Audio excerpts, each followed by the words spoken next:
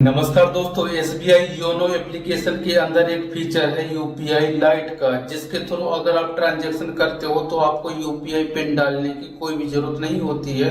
बिना पिन डाले ही आपका जो ट्रांजैक्शन है सक्सेसफुल हो जाता है। अब बहुत सारे लोगों का ये क्वेश्चन रहता है कि क्या हम बिना इंटरनेट के यूपीआई लाइट यूज कर सकते हैं या फिर नहीं कर सकते, यानी कि बिना इंटरनेट के इससे ट्रांजैक्शन होता है या फिर नहीं होता है। तो वो मैं अभी आप लोगों को लाइव करके बताने वाला हूँ।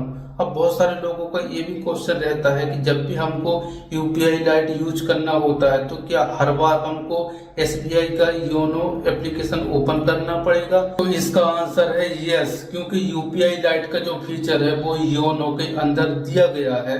तो जब भी आपको यूपीआई लाइट यूज करना है तो आपको हमेशा ही योनो एप्लीकेशन ओपन करना पड़ेगा।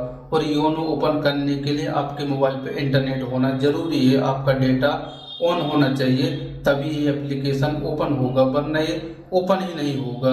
तो दोस्तों आप देख सकते हो मेरा जो मोबाइल डेटा है अभी ऑन है। इसके बाद से अब मैं क्या करता हूँ कि जो एसबीआई योनो है उसको ओपन करता हूँ। तो ओपन होने के बाद आप यहाँ पर देख सकते हो यूपीआई लाइट बैलेंस 100 रुपये शो हो रहा है। तो मैं क्या करता हूँ कि इस क्यूआर कोड को स्कैन कर लेता हूँ। तो मैं स्कैनर पर चालू करता हूँ और मैं स्कैन कर लेता हूँ। तो स्कैन करने के बाद अब मैं यहाँ पर अमाउंट डाल देता हूँ। तो फॉर एग्जांपल के लिए मैं 50 रुपये का पेमेंट करने वाला हूँ, तो मैं 50 रुपये डाल दिया हूँ। और इसके बाद से अब मैं क्या करता हूँ कि ये जो डेटा है इसको बंद कर देता हूँ।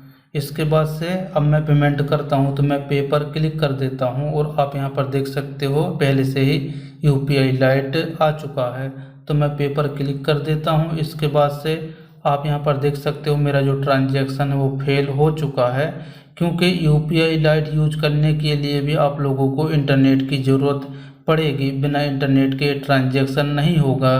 तो देखा दोस्तों, इस प्रकार से कंफर्म हो गया कि यूपीआई लाइट यूज करने के साथ साथ इस एप्लीकेशन को यूज करने के लिए भी आप लोगों को इंटरनेट की ज़रूरत पड़ेगी। बिना इंटरनेट के आप ओपन भी नहीं कर सकते और ट्रांजैक्शन भी नहीं कर सकते।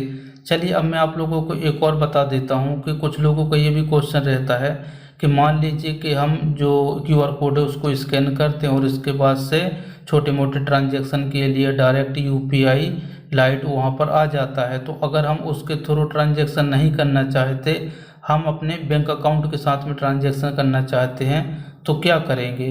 तो चलिए मैं आप लोगों को ये भी बता देता हूँ। तो मैंने क्यूआर कोड स्कैन कर लिया है और अब मुझे 50 रुपये का पेमेंट करना है, तो मैं 50 रुपये डाल देता हूँ। और इसके बाद से यहाँ पर यूपीआई लाइट आ चुका है। तो आप लोगों को अगर इसके थ्रू पेमेंट नहीं करना है तो जस्ट इसी पर क्लिक कर देना है।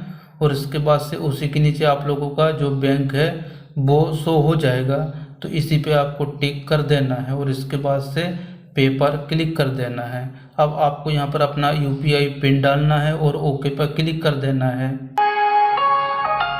तो आप यहाँ पर देख सकते हो आपका जो ट्रांजैक्शन सक्सेसफुल हो गया है और अभी आपका जो पैसा है वो आपके डायरेक्ट बैंक अकाउंट से कटा हुआ है, ना कि यूपीआई लाइट के थ्रू मैं होम पेज पे चला जाता हूँ। और आप यहाँ पर देख सकते हो पहले से ही यहाँ पर 100 रुपये था और अभी भी 100 रुपये ही है। तो इस प्रकार से आपकी मर्जी है, आप चाहो तो छोटे मोटे ट्रांजैक्शन डायरेक्ट बैंक से कर सकते हो या फिर यूपीआई लाइट के थ्रू भी कर सकते हो, लेकिन आप लोगों को इंटरनेट की ज़रूरत तो पड़ेगी ही पड़ेगी। अगर आपके मन में अभी भी किसी प्रकार का कोई क्वेश्चन है तो आप मुझे कमेंट्स में पूछ सकते हो।